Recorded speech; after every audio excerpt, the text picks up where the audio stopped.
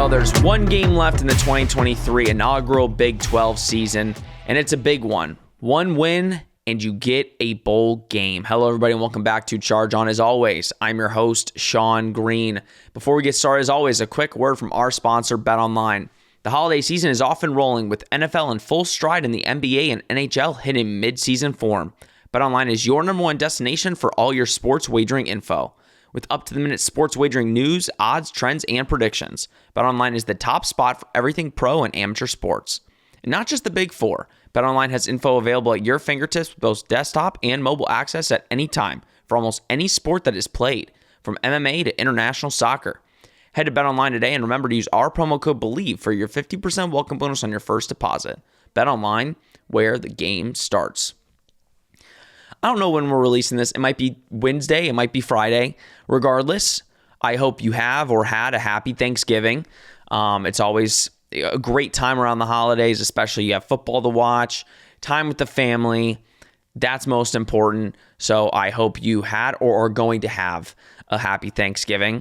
My co-host joins me again, Nick Geddes. Nick was on vacation. Nick, how was your vacation? Much needed. I know you don't get many of these in a year, obviously.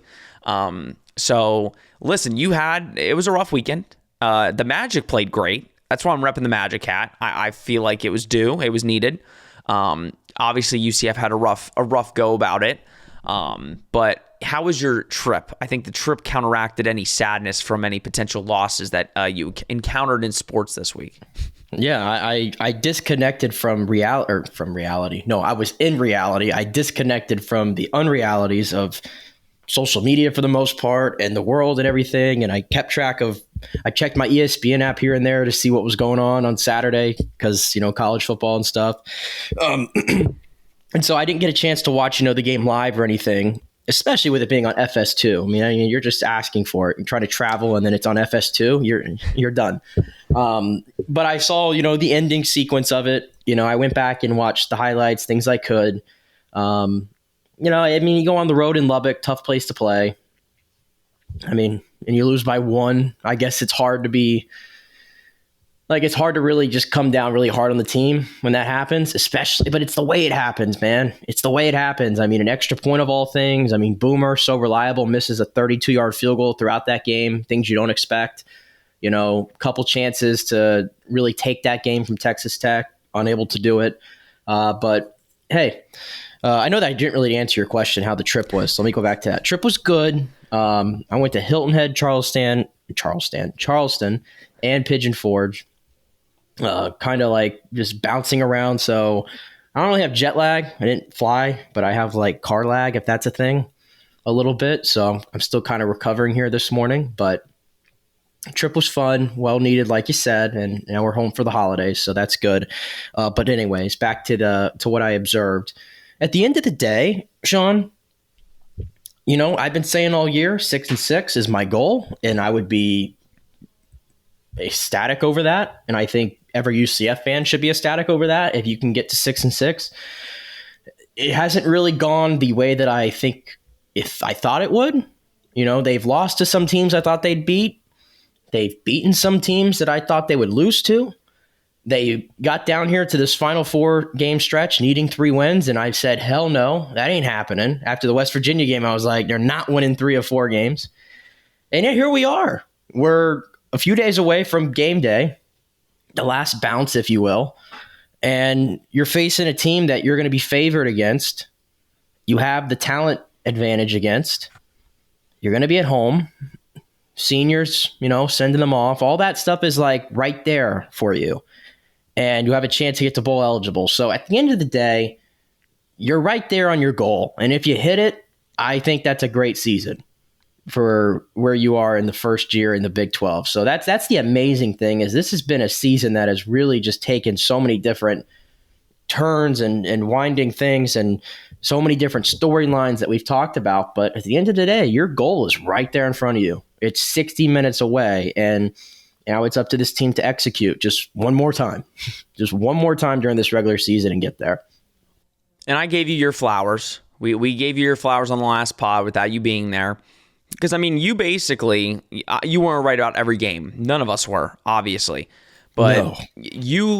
the way that the season has come out, I think you said in your preseason predictions that you're going to lose Texas Tech and you're going to be 5-6 heading into the Houston game with a win, meaning you get a bowl game in your final game. Listen, I think a lot of the criticisms, we took a lot of heat early on in the season from certain UCF fans, basically saying that 6-6 was too low, and if we go 6-6, it was a bad season. And me and you said realistic expectations is 6-6. My if everything happens well was 8-4. And if you look at we talked about it before we started recording, Nick, like 8-4 was doable. It was close. You had one-score games. You had 3 one-score games. The Baylor game, the Oklahoma game, and the Texas Tech game, which all 3 were winnable. And if you do the math, which I'm not good at math, if you do the math, that's 8 wins right there with a chance to get 9. So, and again, that's all hearsay. It doesn't matter because at the end of the day, the games ended up how the games ended up. But I think ultimately what we've learned and what we were kind of spot on with early in the year is, listen, this isn't the American. Things happen. Teams are better. Teams, especially in the Big 12, are very even. Anything can happen on any given Saturday. And for UCF to have an opportunity this Saturday to go in, get a win against a former AAC, opponent, and come out with a win to go to a bowl game in your first year, I mean, that's all we could have asked for heading into the season this year. Yeah, and mind you, they've done this with, they've had to work around one of the worst rush defenses in college football that outside of one game against Oklahoma State has not shown up all year long. Regardless of how I may have felt about him, they've done it, half the season without John Rhys Plumlee. And even some of the games he's played, his biggest strength not even being available to him.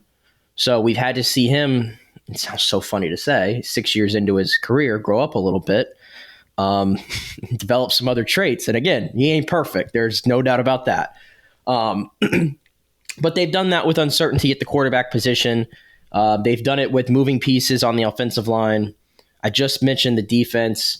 There's been some questionable coaching decisions mixed in there as well. And they're here. So, it's not the prettiest season by any means. It has not been a smooth sail. But listen, bowl eligibility, I think, still means something. I still think these games mean something. And so the fact that it's right there in front of you, like I said before, that to me is a big plus. And, I don't take credit for the way it turned out because I wish it turned out a little better. I wish we were talking about 8-4. And the reality is the crazy thing through everything I just said and some of the, rants we've been on about this team, they've only gotten blown off the ball completely one time all year. And that was against Kansas on the road. You mentioned it. 2-point loss to Oklahoma, a point to Texas Tech, 2 to Baylor, a collapse. They were in it with Kansas State for 3 quarters. Like, it's so crazy. Like, they say all the time that games are decided. There's 3 or 4 plays in every game that decide who wins and loses. And they were on the wrong side of that, unfortunately, in at least 3 of those by just small margins, basically. But I'll take it, though. 6-6. Let's get to it. Yeah, I will say, as we head into Houston, everybody for years would say, oh, if you were in a better conference, you have to play a top team every week, you wouldn't be able to handle it. I think for the most part, UCF has proven that narrative has been false, and I think I give them credit, too, for how they came at the West Virginia game. I had a moment of being okay, which way are we going to go here? Because remember Gus kept saying, there's only a few teams in college football that get better in the second half of the season. And that was the start of the second half of the season. And it was oh, we're going backwards. We're going backwards now. And give them credit. Like I said, the fact that they have an opportunity to go 3-4 down the stretch here, what they needed to do, I think they've gotten a little better. I wouldn't say they're one of the best teams down the stretch and they're at the top, but they've gotten a little better as the season has gone on. I will give them that. So they could have folded after the West Virginia game, but they've kept fighting. Yeah, you got to give them credit, but I think narrative-wise, this Saturday is very crucial. You can, spin it 2 ways to Sunday, but I just know that the narrative, if UCF doesn't win this game on Saturday, is going to be the season was a wash. Disappointment. They won't look at positive, which, granted, understandable. If you lose on Saturday, you lose 7 games in a year. Can't remember, I think that's the most since the Scott Frost first year. That will be looked as a disappointment, regardless of all the highs of the season. If you win the game and you go 6-6 and you go to a bowl game, the outside looking in it changes a little bit to the public, but also UCF fans. So that's why this game is so crucial. And it's not an easy one in the slightest. I talked about it last on our post-game show, Nick, when I did a post-game for Texas Tech. And I said, I watched Houston this past week.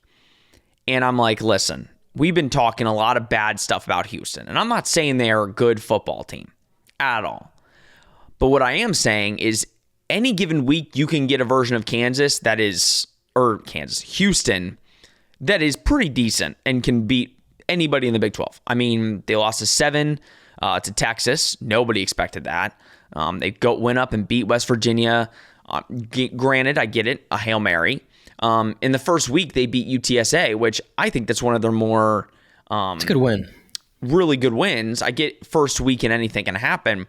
But, I mean, you look at UTSA now, and, I mean, they're fixing to go to an American Conference Championship. You can go down the list. I mean, obviously, they lost to Rice by 2, still put up 41 points. They got blown out by TCU, which, again, in the grand scheme, TCU is not that good, but still, it's similar. Lost to Texas, beat West Virginia, got blown out by Texas Tech by a good margin. Got blown out by Kansas State 41-0. Then they go and beat Baylor 25-24. But then they lose to Cincinnati the next week 24-14. Oklahoma State last week, this is why, we'll get into it, but I was watching the Oklahoma State game, and in the first half, Houston kind of had the juice. It looked like UCF completely dismantled Oklahoma State. Now, in the second half, things got rolling, and Oklahoma State ended up scoring 43 points. But I was looking on what Houston fans were saying, and I think the common denominator is first halves are really good for Houston. Second halves, not so much. So, Nick, what have you kind of seen out of Houston? Again, another roller coaster year. I think we haven't even mentioned it, but if UCF wins this game and BYU loses, which it seems like they probably will to Oklahoma State because BYU's fallen off a cliff, UCF will be the only team to go to a bowl game out of the new 4. So, give your take on Houston. Obviously, they're 4-7, had a lot of another weird season like we did, but give your take on Dana Holgerson's Houston Cougars. Yeah, I think they're kind of like that Jekyll and Hyde team. And I mean that, like, every week I feel like you get something different with Houston. Like, there's times where I go, okay, this isn't a good football team necessarily, but they're kind of a sticky team for some of the top teams in the conference to deal with. And you kind of touched on it a little bit. Like, in one breath, they'll beat West Virginia, right? They'll take Texas to the limit, 31-24. And then they'll get completely blown out, 41-0 Kansas State. And then they'll rebound and beat Baylor. And then they'll come right back and put out a embarrassing showing against Cincinnati. Like, every time you think Houston's like taking that corner or rounding the corner, I mean, just getting better, I guess, they seem to always just take a step back. And then against Oklahoma State, a team that was coming off the loss against UCF, I thought they played good, honestly, in portions of that game. But clearly, when you give up 43 points, not many teams you're going to beat in college football. That's just the reality. So they come into this one. Clearly, they got nothing to lose. They're not playing for bowl eligibility. And as Dana Holgerson said this week, I mean, we're going in there. They're trying to get bowl eligibility. It's our eligibility. It's our job to stop them, right? And, everybody's having a pissing contest, I guess, about the space garbage. I mean, my goodness, man. Can we just stop? Why do we have to argue with every fan base? I don't care who started it. It's ridiculous. Like, you're both space programs. End it. End of story. Are they, though? Huh?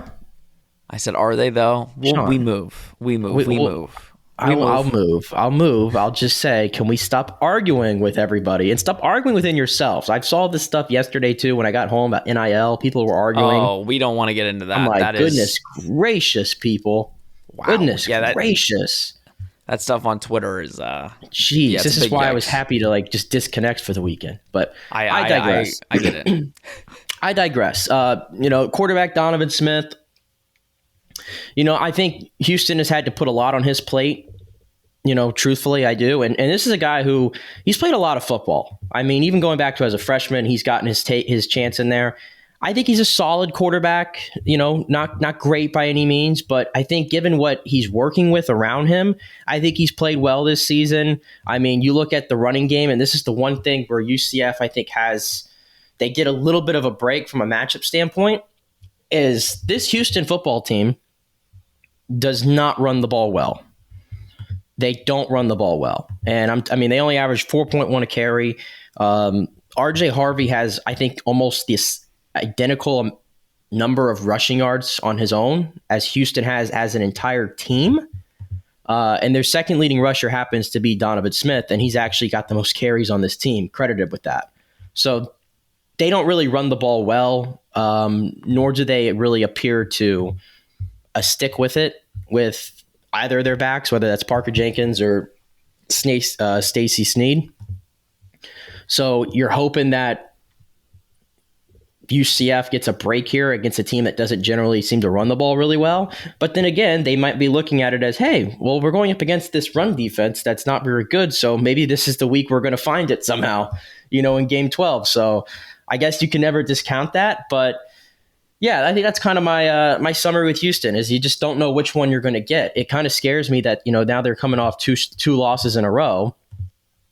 And if you kind of look at their schedule, when they've lost two in a row, Rice, TCU, they came back and thumped Sam Houston. Obviously, that's Sam Houston. This is different. They lost two in a row to Texas and Kansas State. They came back and they thumped Baylor. So they haven't exactly let it snowball to 3. And like I said, they're a team that's playing with nothing to lose. So I do think you're going to get the best of Houston this week. I don't view this as a game that UCF is just going to walk in there and throttle them by any means. But I think those are my thoughts on Houston so far. Now, to counteract some of what you said, not counteract, but listen, that could very well happen. I also don't think UCF will throttle. I think the spread right now is 13.5. I don't think that's going to happen. It very well might. Now, granted, we didn't think we'd beat Oklahoma State, and look what happened. So I have no idea anymore, and that's why I will not be betting in the Big 12 next year because I just simply don't know what will happen at all. But you can counteract that with saying, listen, Houston does have nothing to play for. Some of these players might already have one foot out the door. They might already be thinking about entering the transfer portal. Dana Holgerson, there's some rumors floating around that he might not be here next year. Houston, that is. So you could get the same sentiment of we're 4-7. We really don't have anything to play for. Come out flat. Just go through the motions. That could potentially be the Houston team you see. Also, Nick, what I found interesting, I think Matt Murschel posted this yesterday, which was Tuesday. Houston has only left the state of Texas once the entire year. Interesting. If you go down there, yes, I know. That was a great stat by Matt Murschel. I mean, they played UTSA at home. Rice is in Texas. They played TCU at home. Sam Houston, obviously, also at home. Texas Tech at Texas Tech. West Virginia at home. Texas at home. Had to travel to Kansas State. That was the only game that they had to travel out of state for. Baylor. It was 41-0. Well, yeah, and there you go. Baylor was in Texas. Cincinnati at home. And Oklahoma State at home. And That's they also, crazy. It's been 2 weeks since they've gone on the road. So they have played almost every single game except one in the state of Texas. So to kind of put a little building block for UCF, if you will, or a little caveat for UCF, it's UCF has traveled basically everywhere in the damn country this season. And now they get their last game at home, whereas Houston has really only had to go on the road once. And when they have, it was a blowout. So Now, I am not saying that I think UCF's going to blow Houston out. But what I am saying is I think if Houston kind of has that feeling of we don't really have much to play for, we don't have a bowl game, our head coach might get fired, we're going to have a lot of players transfer out, it's their final game. There could be a situation where it's also their first road game, really, that you've had in a month and a half. There could be a chance to really drop a game here. So I think that works in UCF's favor. But let's talk. You talked a little about Donovan Smith. I don't want to get too much into him. I think, you know what he reminds me of a little? He reminds me of last year's John Rice Plumlee. And I say that I think Donovan Smith is a much better passer, but I think he has certain games where he just does not show up at all, and you're confused. Like, obviously, the Kansas State game, I don't want to, reiterate on the Kansas State game because obviously it was 41-0. When you're down by that much, you throw the ball. He went 13 of 28 for 88 yards. And if you remember last year, there would be some of those John Rice games where he would have less than 100 yards or 105 yards. And you're like, last week you just had 250. How are you not even throwing for 100 this game?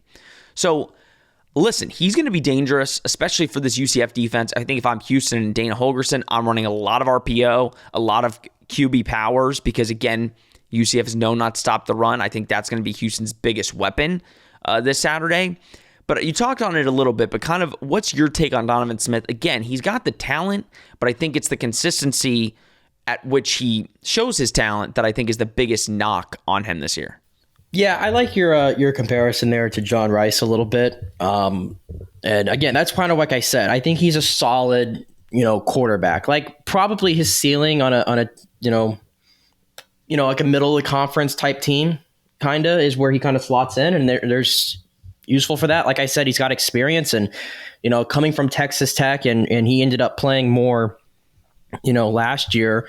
I think kind of at a necessity for Texas Tech, if anything, and goes to Houston and gets the starting job. And I just think this Houston team has other issues more so than the quarterback play in general, and I think he has a chance to be explosive in this game against UCF's defense. I really do.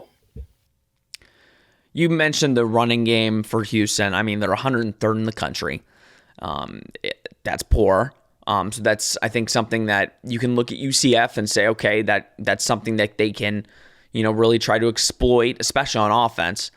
But defensively, you said it, Nick. We haven't been able to stop the run. I think I've liked what they've done scheme-wise. It seems like they are continuing to just stack the box, which I think they just need to with the kind of guys they have.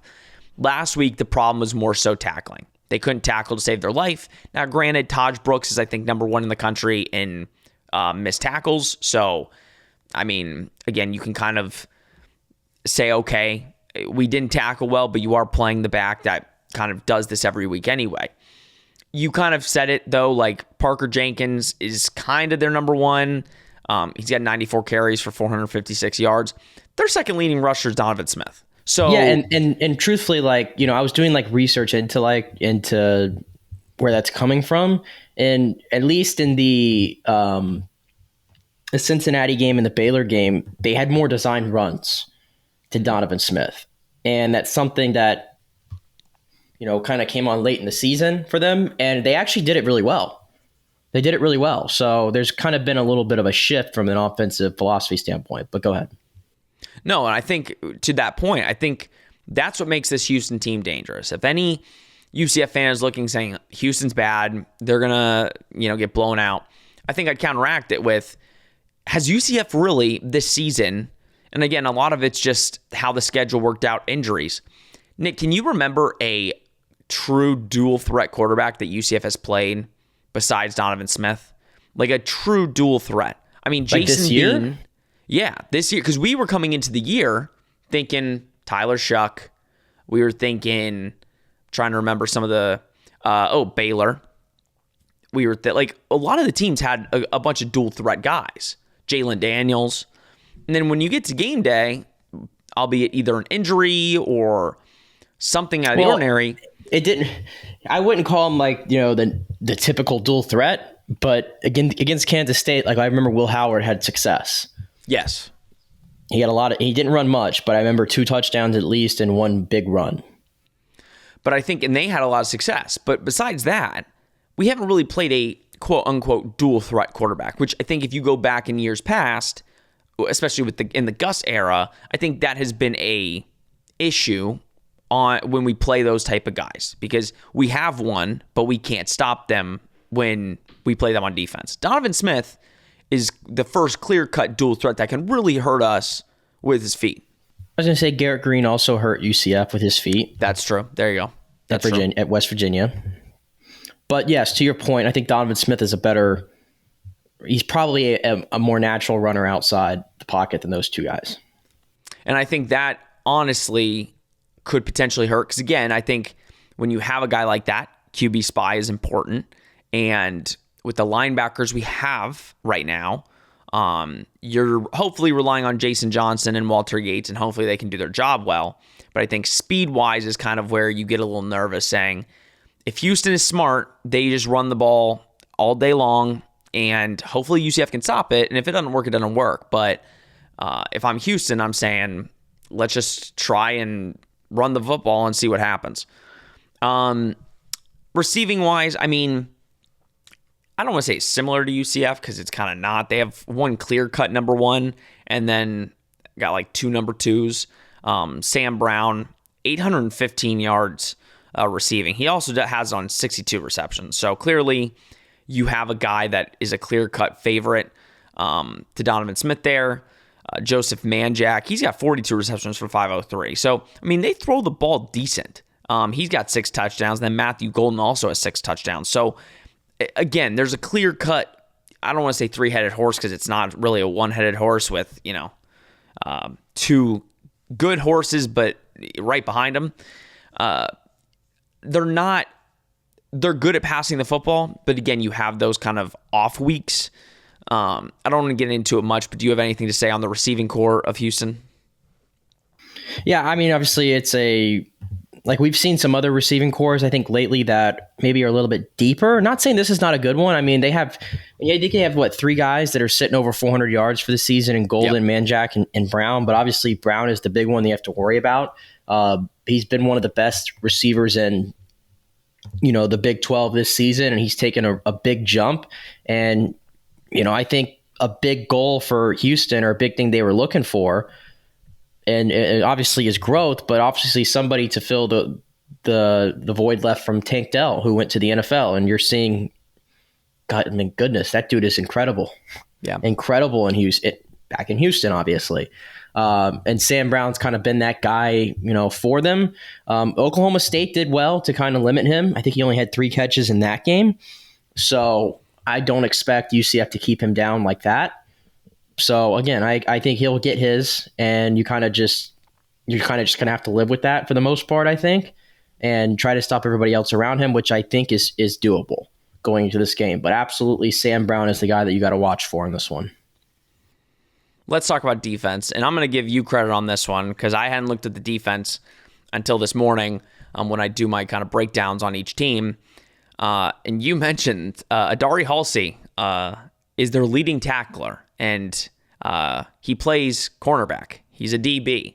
He's got 84 tackles on the year, 3 pass deflections, no interceptions. And he had 86 last year too, by the way. 86. So, I mean, he flies to the ball. But that also means that there's a lot of guys in the backfield kind of breaking the first and second line of the defense, and corners are trying to have to stop him. Or again, it could just be, he's getting thrown at a lot and guys are catching balls. But I think that's impressive, but also it's not a good look on the Houston defense as a whole if you're a cornerback is your number 1 leading tackler. What have you seen out of this Houston defense? Is there any other names that kind of you saw that UCF's going to really have to look out for on Saturday? Yeah, just to finish up on Halsey too, because I don't know if you mentioned it, but he did come in as a transfer this year from New Mexico. And he was a freshman, and he was an All-American. And I think this is kind of what he does. He had 87. I think it was 87 tackles actually last year. So I think he's a good player. Definitely a guy to watch back there. But obviously the other guy that comes to mind is Nelson Caesar. They're on their defensive line. 9.5 sacks. 9.5 sacks this season for Nelson Caesar. And I think he plays on the interior, if I'm not mistaken. I don't want to get it wrong necessarily, but I'm pretty sure he plays on the interior for them. Or he might actually be an edge. Let me get this right. I think he's an edge. Yeah. Yeah, he's an edge. So clearly one of the best in the Big 12 has to offer. I think he might have more than, because Tremont Morris-Brash, I think, was kind of leading that category, no? For a little bit? He was. I don't think he is now. Tremont has 8.5 sacks, so 1 sack short. Right. So I'm not sure about everyone else in the conference, but Nelson Caesar might be at the top of that when it comes to sacks. I think he is. No, he is. Yeah. He is. So, yeah. Anyway, definitely a guy that you got to keep your eye on there, and let's see how much they move him, around that line, because obviously UCF is kind of integrated, new pieces in recent weeks. So we'll see. And this is probably an NFL guy as well, Nelson Caesar. So, those are the two guys that I kind of go to on that defense to see who's going to make plays for Houston. But again, it's not the greatest unit in the world. I think as an overall, I think we could say that. And like I said, it kind of about the general point of the whole team is there's some weeks where they play really hard, it looks like, and that they're there in games, and there's some weeks where they're just not. So which one you're going to get, I guess, is the big question for this. Yeah, this is one of those weeks where, again, you hate to be UCF in a situation like this because, again, it would have been really nice to win on the road at Texas Tech and kind of just, kind of have the monkey lifted off your back a little bit in terms of bowl eligibility. Know you're going to have a bowl game. Know that is a definite, but you didn't. You have to go and win this game. And again, like you said, Nick, it could be you're either getting one of two Houston teams. You're either going to get a Houston team that's fired up, feels like they really want to win this game, and comes out firing on all cylinders, or you're going to get the Houston team that is just completely flat, can't do anything on offense, and struggles the entire game, which you obviously hope to get the latter. But in this situation, not the situation you want to be in, but I think in terms of obviously who you could potentially play in this situation, you're probably getting the best team to play in this final game, which I think is good for UCF. You're at home, you're playing a former American team that is kind of in the same situation you are, and you have a chance to go and go to a bowl in your final game. Yeah, I think, we can talk so much about what team you're going to get out of Houston, but I think, UCF in some respect has kind of been like that too, a little bit, which one you're going to get.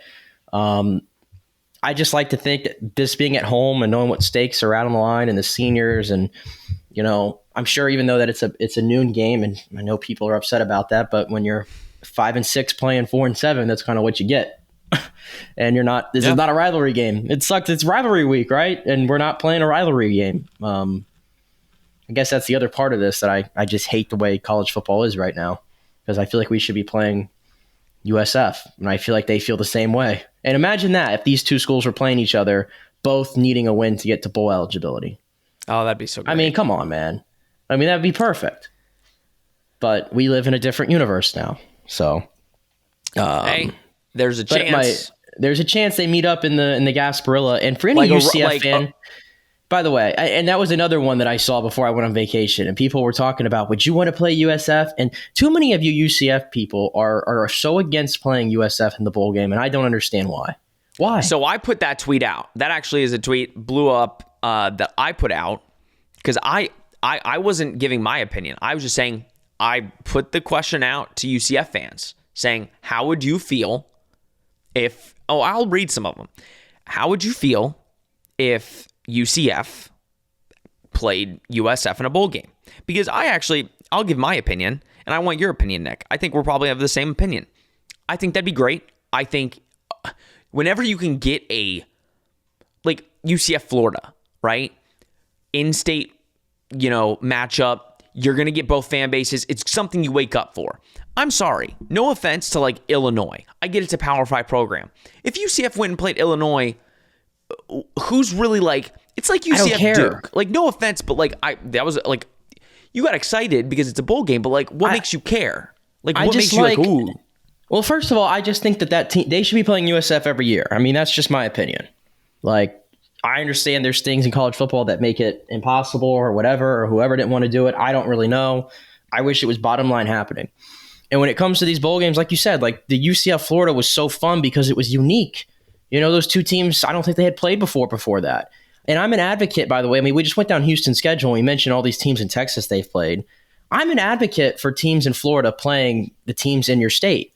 I like that. Next year, Florida's going to play Florida State. They're going to play Miami, and they're going to play UCF. And I like that.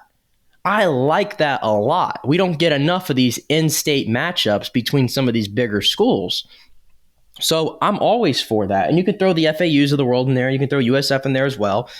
I like those matchups. So, I mean, this is a game that I think a lot of people were like, oh, we're never going to get to see it again. And here we go. We might end up getting it in a bowl game. Hey, it might be the Gasparilla Bowl in their place.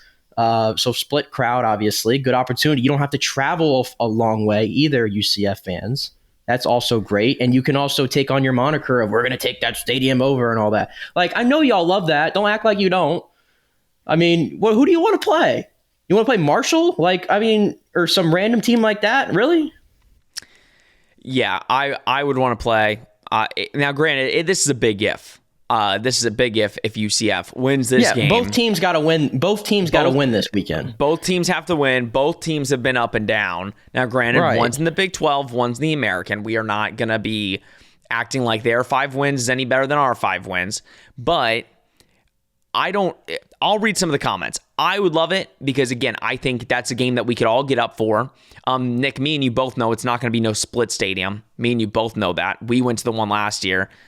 It ain't no split stadium. Alex Golesh is begging the fans, like, get your ass in the stadium this weekend. You know? Yeah. So I guess I kind of agree with you there a little bit. Yeah, it would be a UCF bowl game, which we'll take. Some of the comments. Miami in the Pop-Tart Bowl, Bay Area bounce house is exhausted. To be honest, I would love that. UCF's not going to the Pop-Tart Bowl. And I don't think they're going to be playing Miami. That would be great. I would love Miami versus UCF. We're not probably playing Miami. No, if we do, that'd be great.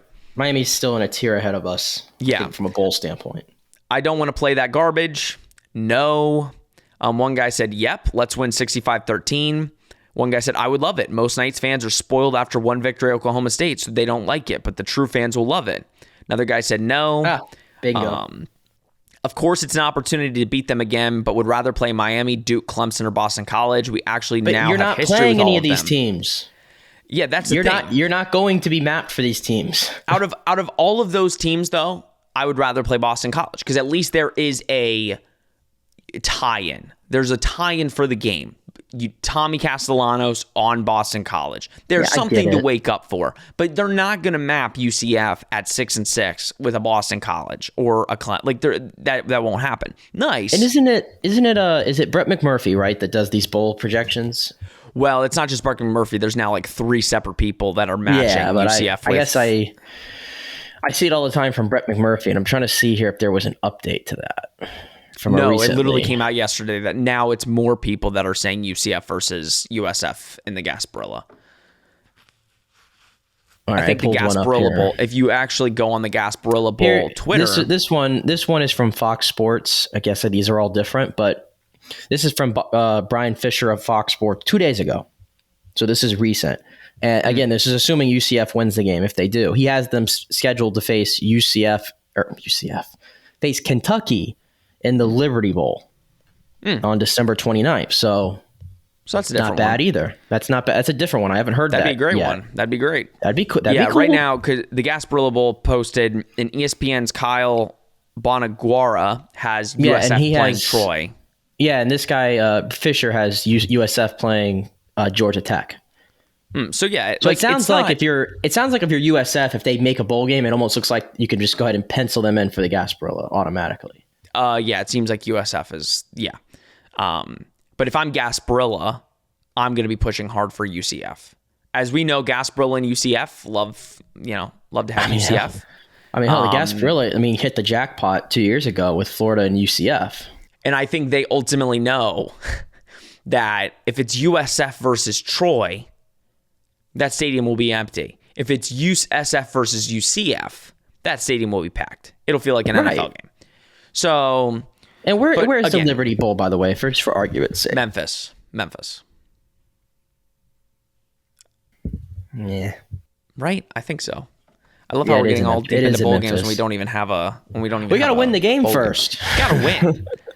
And listen, there's a good chance this doesn't happen because par on the course for how this team has been sometimes. They seem to let you down whenever they really need you really need them. So exactly. I don't know. So who knows? Let's go into our predictions. But again, I think me and Nick are on the same boat.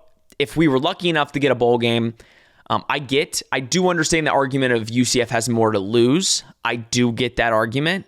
But at the same time, if you're better than them, you should have no problem going and beating them. So it's just like if people said, oh, Florida had much to lose. Yeah, but if Florida was that good, then they would have no problem going and handing UCF a loss. So we're moving on past the bowl game. Nick, kind of give your prediction. Again, big game, biggest one of the year. I don't care what, it's the biggest one of the year. Give your prediction on the game. Yeah, like I said, no matter how we got here, and you got a chance to go to 6-6 and be bowl eligible. My gut's telling me that it's going to happen. Not going to be a blowout or anything like that. We're so far. I know the Oklahoma State, but that was an anomaly. I think 33 UCF, and I'm going 27 Houston. I think it's going to be really, really tight, honestly, throughout stretches of this game. I'm expecting Donovan Smith and Sam Brown in the Houston offense to make some plays in this one, just given the UCF defense, which still has trouble tackling and still will allow you to run all over them if you so desire, and we'll see if Houston dials that up in this one.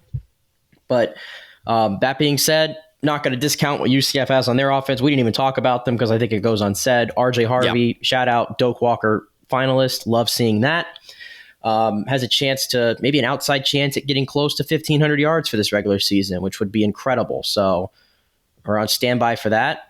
Yeah, you might want to check the number there because I know I don't know about that one, Chief. I know because I know he only had like 70 something. 1160.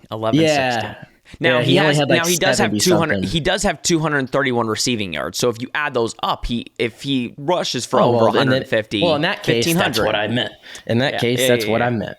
Yeah, I misspoke. We know what he meant.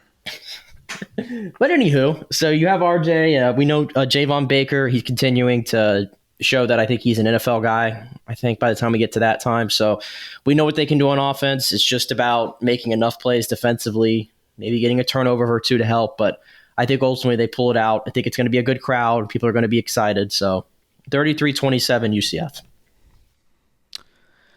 I'm going to say 38-31. I think it's a touchdown game. I think ultimately both teams are going to be scoring pretty handily. I hope the UCF defense shows up, but again, like you said, the Oklahoma State game's an anomaly. You don't know what you're going to get. I'm more impressed with the defense the last couple of weeks than I have been all year. With that being said, I do think Houston will be able to move the ball. And I think it's really going to be a shootout, and it comes down to which team can make a final play. And I think UCF makes that play ultimately. It's not going to be a blowout. If it is, that'd be easy and great and a lot less stress. But ultimately, it's really going to be who wakes up for the game. Does UCF want a bowl game? Do these players really, truly want a bowl game?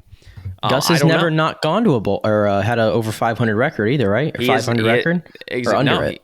He's always had a above 500 record. So that's on the line as well? So that's on the line. So I know Gus is going to be waking up for it because it's part of his legacy. Are some of the players going to wake up for it? And listen, it's not a knock on the players. That is a genuine, again, do players want to play an extra game? Is that something like, are they going to wake up for this game? Now, granted, some players can sit out of the bowl game. That's fine and dandy. But how is UCF going to respond after this loss? I think we've been impressed with them these last couple games. Obviously, we had a rough one last game, but again, you had a chance to win. That's kind of all that matters in the sport. So who knows? But biggest game of the year, no question. And you have a chance to go to 6-6 your first season of the Big 12. Doesn't matter what your conference record was. Doesn't matter any of that. We'll worry about that next year. But you have a chance to go to a bowl game. Nick, final thoughts before we get ready to watch the team for potentially the final time this year. Let's get it done. I would love to have one more preview show, and I'd love to have one more recap show before we enter the off-season drama that I'm sure is going to open up here in just a few weeks when the portal goes crazy. So let's keep talking about games as long as we can. Yeah, I was saying that last week. I'm like, I don't think you guys comprehend. We have to do this for 9 months of no football. It's not that there's going to be a lack of content. It's just going to be a lot different, obviously. But it's going to be wild because a lot of things UCF's going to have to do in this offseason. I think there's usually only about a month or so that we don't like have dead. stuff to talk Right. about. Yeah, there's nothing to talk about. Most of the time, there's at least something. So, but no, hopefully we get one more game. I agree with you. Let's see. I mean, perfect opponent to see. Both teams kind of in a similar situation. And UCF, again, is fighting for a lot this weekend. A chance to be the only team in the new four that are going to a bowl game. Huge. Gus's, good 500 record. Huge. Bowl game. They've been to 7 straight bowl games. Can they make it 8? That's huge. So a lot of things on the line. We'll see which team responds. Thank you guys so much for tuning in. As always, we really appreciate all the support. Again, we dropped memberships last week. If you guys feel so inclined, become a member of the channel. We'll be adding a lot more stuff on there as the year progresses. We're trying to just get our feet under us with a lot of the membership stuff. So hats and all that stuff are coming. Slow but surely, we're getting stuff ready. So if you want to become a member, we would really appreciate it. Please like, subscribe, share, comment, do all that you do. We greatly appreciate it. We hope, again, you had a happy Thanksgiving. And let's go beat the Cougs. All right, this has been Charge On, presented by Bet Online. We will see you on Sunday.